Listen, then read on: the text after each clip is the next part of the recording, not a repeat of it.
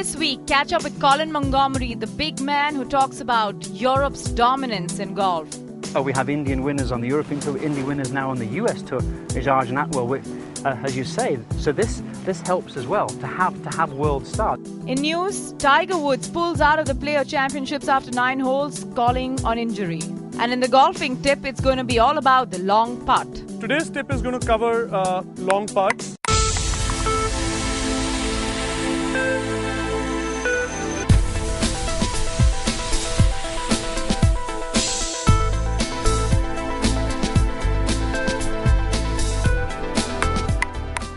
Colin Montgomerie, thank you very much for joining us. Not at all, thank you. Delighted to be here. You've got many fans back in India.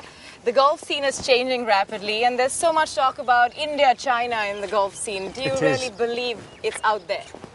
Oh, very much so. I think golf now being part of the Olympic movement as well, I think it'll give another boom to India, China. When you think of it's a third of the world's population, and it hasn't quite gone into this golf market yet in a big way, the way that the rest of the Europe, America, and here in the Middle East have, and it's the next stage. And with, of course, the new middle classes, I suppose, being more and more in India and in China, that golf is bound to boom within these areas, and I do hope so.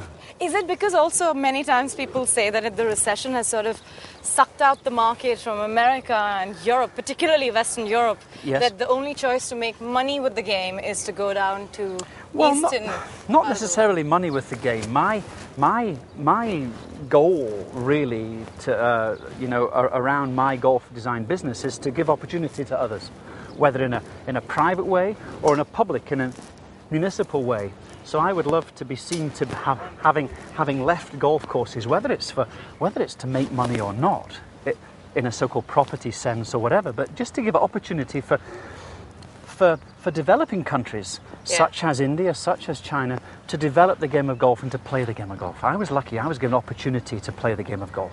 Coming from Scotland, we have more golf courses than anywhere else in the world, right? You know, so I was lucky, I was given opportunity, but I would love to give opportunity to others. And I've started this here in the Middle East with the Montgomerie Dubai, the one in Bahrain, the Royal Club. And, so I would love to be able to give opportunity to others to play the great game of golf. You know, you talked about Scotland having all these courses. I mean, it's kind of ironic that in a country like India, which has the second oldest course in Royal Calcutta, hasn't taken up to the game as much as many other countries that are so new to golf. China, just 26 years. I know. It's amazing, isn't it? Yeah. And that's what we're trying to encourage again.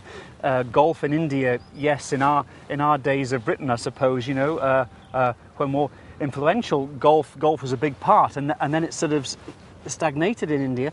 I would love to push that forward, as you say, to have Royal Calcutta, the second oldest golf course in the world. People don't register there, and it's lovely to have. But as a golf course, as someone who's now got a business in design as well, do you think the scope towards India versus China could still take some time, because China is sort of very aggressive in the market today? China's more aggressive, there's no question. India, we always talk about India's middle class. Yeah. And now with the computer world taking over in many ways, people have more leisure time. Yes. Than ever before. Now we're going to give them more opportunity, not just to play your wonderful game of cricket. May I congratulate India on your success in the World Cup, but also in a golfing sense, to give opportunity for other leisure time activities, such as hopefully golf. I'm taking it away from just being a sport. I mean, it's sport plus. Well, of course it is. It's sport plus. It's a bonding between.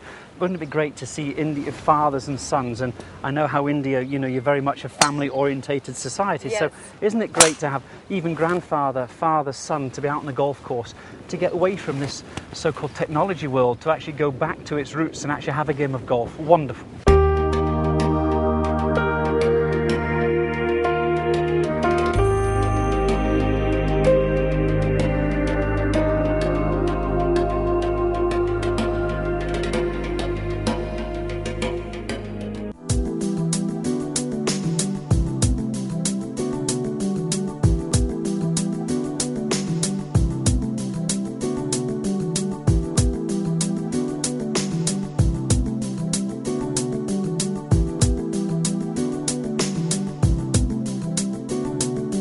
for those people that were watching that, especially Indian youngsters and Indian fathers and mothers watching, thinking, hang on, right, where can my child play this fine game of sportsmanship, comradeship? We have the etiquette of the game, we have the honour of the game, and it's fabulous in life to play this game. And I think that opportunity is not there yet, and this is what we're working on to give that.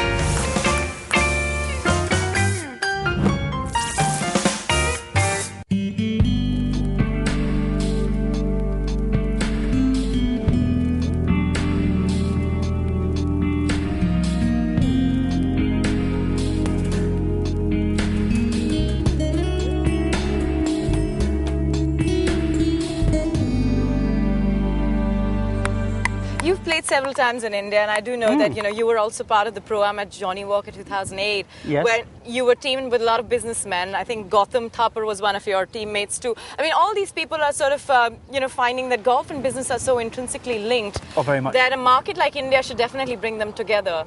Do you think that's so. the recipe ahead? Yes, I do indeed. I think we've always said, haven't we, that a lot of business is done on the golf course. Yeah. You've suddenly got Certainly 5 hours. yours. Well, yeah, you got 4 or 5 hours together, and it's amazing the amount of business that's done, and the talking that can be done, and the closeness you can feel, and you learn an awful lot about somebody's personality on a golf course, how somebody reacts to a particularly poor shot, as opposed to how someone reacts to a good one. And you learn about people, and you can learn about, okay, do I want business with this guy? Or yes, I do, because he can cope with loss of a golf ball, or cope with defeat or whatever. Yeah. And that's